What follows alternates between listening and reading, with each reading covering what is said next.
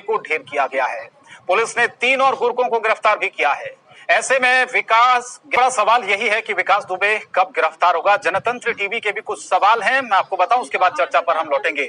सवाल यह है कि पुलिस मुस्तैदी के बावजूद चाह रहा है विकास दुबे को, कौन उसको जानकारी दे रहा है, सबसे बड़ा सवाल यही है। तो सवाल 4 आज के ये कि आखिर कब विकास दुबे गिरफ्तार होगा। मेरे साथ एक बड़ा पैनल इस वक्त जुड़ चुका है, क्योंकि चर्चा इस पर करना इसलिए आज जरूरी हो गया है क्योंकि पुलिस लगातार दबिश दे रही है, छापेमारी कर रही है, दावा कर रही है कि गिरफ्तार बहुत जल्द विकास दुबे होगा। लेकिन चूक कहां पर हो रही है। 4 खास मेहमान है, परिचय करा दूं आपका। सबसे पहले अंशु अवस्थी, प्रवक्ता कांग्रेस पार्टी के हमारे साथ जुड़ रहे हैं। कपिल श्रीवास्तव, प्रवक्ता समाजवादी पार्टी से। नवीन श्रीवास्तव जी, प्रवक्ता भारतीय जनता पार्टी से। विजय शंकर पांडे जी, पूर्व सचिव भारत सरकार। आप चारों मेहमानों का बहुत बहुत स्वागत करता हूं। सवाल नवीन श्रीवास्तव जी, आप ही से सबसे पहले। मैं पूरा सवाल नहीं ले पाया था। कपिल जी, आपको मेरी आवाज मिल रही है पूरी तरह से? जी, आपकी आवाज आ रही है शंकर जी। विजय शंकर पांडे जी ने भी सवाल उठाया। सवाल सर ये है कि आपकी भी तो सरकार रही है उत्तर प्रदेश में, एक सख्त प्रशासक के तौर पर आप भी जाने जाते रहे हैं, फिर कैसे इतने बड़े गुंडे माफिया फल फूलते रहे, क्यों इन पर कार्रवाई नहीं हुई? फिर सवाल वो हम यही पूछ रहे हैं आज, क्या उत्तर प्रदेश की जो राजनीति है वही ऐसे गैंगस्टर विकास दुबे को बचाती रही है? इसीलिए आज वो पुलिस को कह रहा है मैं डाल तुम पाट, पकड़ नहीं पा रही पुलिस।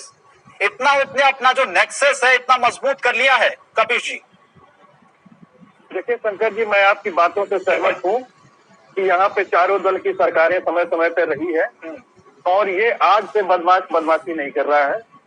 इसके ऊपर 150 से ज्यादा मुकदमे हैं। लेकिन एक बात मैं आपसे कहना चाहूंगा, कोई भी सरकार इस बात की गारंटी नहीं कर सकती है कि हम 100% उत्तर प्रदेश के अंदर विकास दुबे जैसे तमाम गैंगस्टरों पर सख्त कार्रवाई जब उसके सामने आती है उस साल में तो उसके ऊपर कार्रवाई होती है।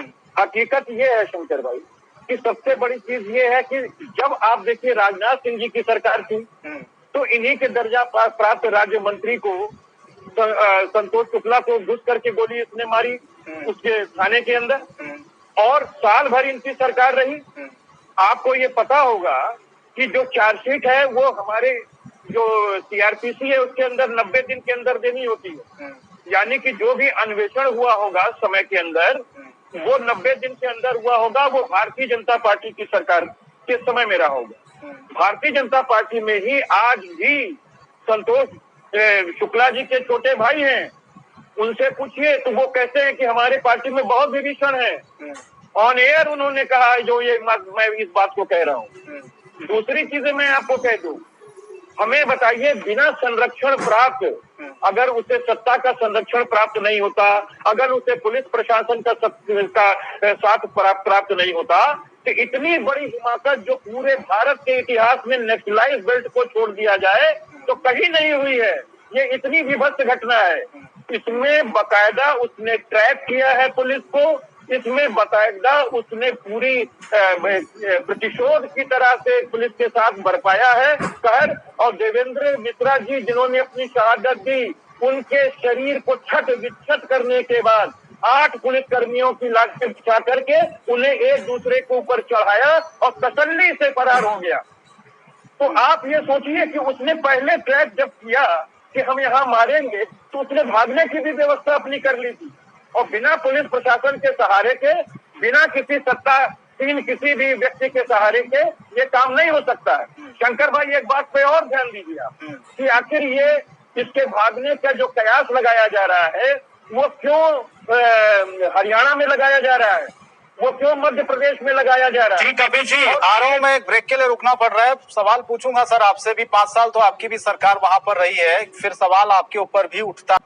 शंकर जी सबसे बड़ी बात ये है बोले सर जी, नवीन जी को एक बात सोचना चाहिए। जिस यूपी कोटा की ये बात कर रहे हैं, क्या इनको भारतीय इंडियन पेनल कोड पर विश्वास नहीं है? कौन सी ऐसी धारा है जो उसके अंदर नहीं है? एविडेंस एक्ट क्या रियल नहीं करता है? अगर अन्वेषण आपकी पुलिस सही नहीं कर रही है तो रिजल्ट दूसरा होगा। जिलाधिकारी पूर्व हमारे साथ बैठे हुए हैं, वो बता लें। केवल मन का कानून लाने से नहीं होती। आप तो कानून इसलिए लाते हैं कि विपक्षी दलों पर आप कैसे प्रहार करेंगे। आपने तो देखिए जो गोरखपुर के एक डॉक्टर थे उनको आपने एनएसए के अंदर बंद किया हुआ है, जबकि वो गैस कांड से बाहर आ चुके हैं। उस बेचारे ने बच्चों की जान बचाई थी और एक विशेष समुदाय के होने की वजह से उस पर आपने एनएसए लगा दिया है। और गंगेशकर आपके यहाँ घूम रहे हैं गोलियों से, कह रहे हैं कि बड़ा प्रॉपर तैयारी करके इन्होंने भेजा था। अरे देवेंद्र मिश्रा जी ने बकायदा चिट्ठी लिखी थी कि हमें पीएसी दी जाए। वो इतना छोटा बदमाश नहीं है, उनको इस बात का एहसास। अरे यार वकील हो भाई, पढ़े लिखे हो। सुन लीजिए, देवेंद्र मिश्रा ने ऐसी कोई चिट्ठी नहीं दी, वरना चिट्ठी मारे लोग उसकी जांच हो रही है। जब मैं हमला करूंगा, पहले मेरी बात सुन लीजिए। हाईकोर्ट के वकील भी ऊपर तक है, इनको नहीं मालूम था, इनको नहीं मालूम था कि वो बैक फायर करेगा मुद्दा। और 8 सिपाही के बाद बाकी क्यों भाग लिए, तो उसका कारण था केवल उनके पास डंडे थे। आप चैनल में बैठकर बराबर खबर किया गया है। मैं आपको एक चीज दिखा रहा हूँ, इनके सरकार ने मरवाया है और विकास दुबे को बचाने के लिए इन्होंने ऑपरेशन को ध्वस्त कर दिया। इन्होंने को बदल दिया, 20,000 रुपए खर्च करके समाजवादी पार्टी की प्रॉपर्टी को समाप्त कर दिया।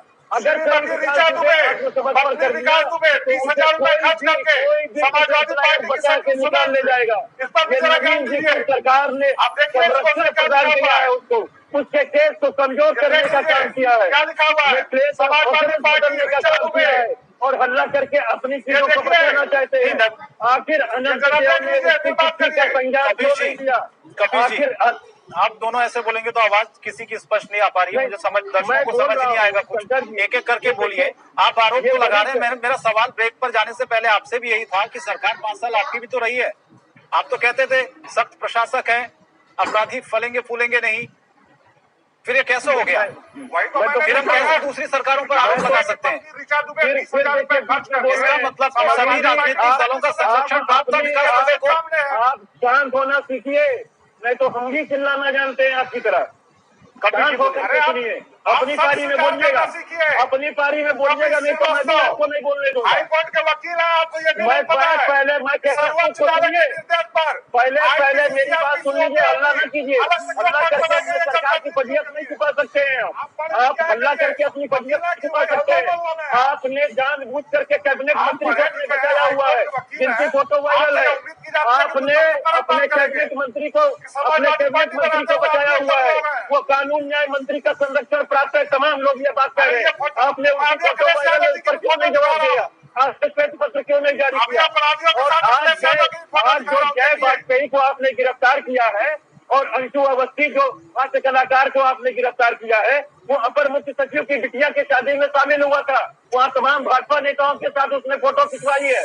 कपिश जी, आज फोटो किसने किसके साथ खिंचवाई, इस पर चर्चा मत करिए, इस पर बहुत बहस हो चुकी है। मुद्दे पर आइए। प्रमुख सचिव के बेटी की शादी में जय वाजपेयी का शामिल होना क्या नहीं बताता कि कहाँ तक समीकरण गिरा हुआ है? इन्होंने जांच क्यों नहीं दिखाई? आज सत्ता के ऊपर जवाबदेही है, आज सत्ता के ऊपर जवाबदेही है। इनके समय में दर्जा प्राप्त राज्य मंत्री को गोली मारी थाने में घुस करके भूल गए। ये नवीन श्रीवास्तव जी, आप किसके साथ फोटो दिखा रहे हैं? बजरंग दल का जब अभियुक्त छूट करके आया तो इन्होंने फूल माला पहनाने का काम किया। इन्होंने फूल माला पहनाने का काम सुबोध सिंह के शहादत का खिल्ली उड़ाने का काम इन्होंने किया। इन्होंने इस तरीके से सत्ता का संरक्षण अभियुक्तों को प्रदान कर रखा है। और ये बड़ी बात नहीं है, जिससे मुख्यमंत्री खुद ही 302 के मुलजिम हो, जब मुख्यमंत्री 302 के खुद मुलजिम हो, जबकि मुख्यमंत्री खुद ही संज्ञेय धारा के मुलजिम हो, तो उस प्रदेश को अपराधियों से कोई नहीं बचा सकता है। नवीन श्रीवास्तव जी, आप उनकी फोटो दिखा रहे हैं, आप उनकी फोटो दिखा रहे हैं। कपिश श्रीवास्तव ये कह रहे हैं कि आपके साथ कई नेताओं के साथ उसकी फोटो है। क्या ये बहस इसी में उलझ जाएगी क्या आज?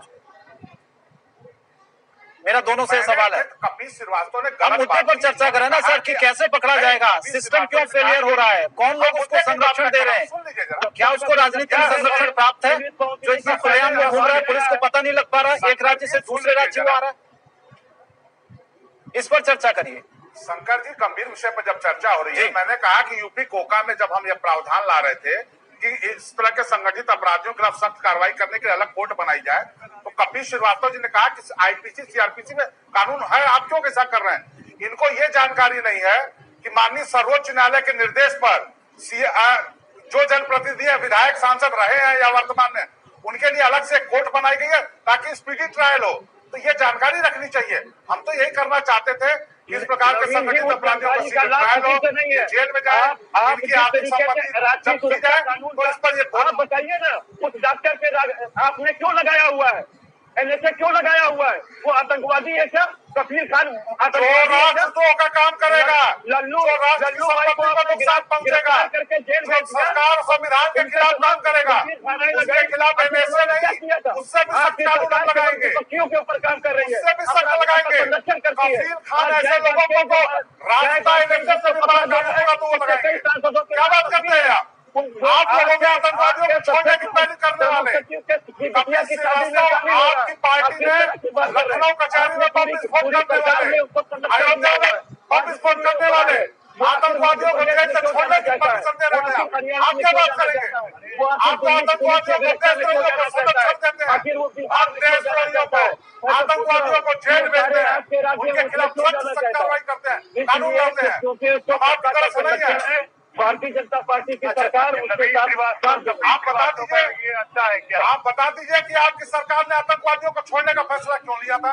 अरे ये नहीं लिया था। वो विषयांतर हो जाएगा नवीन श्रीवास्तव जी, बहस कहीं और चली जाएगी, इस पर रहने दीजिए। झूठ बोलते हैं आप, अल्लाह बोलते झूठ बोल बहस पर रहिए। मुख्यमंत्री अपने अंशु अवस्थी, अल्लाह बोलते झूठ बोल रहा गया।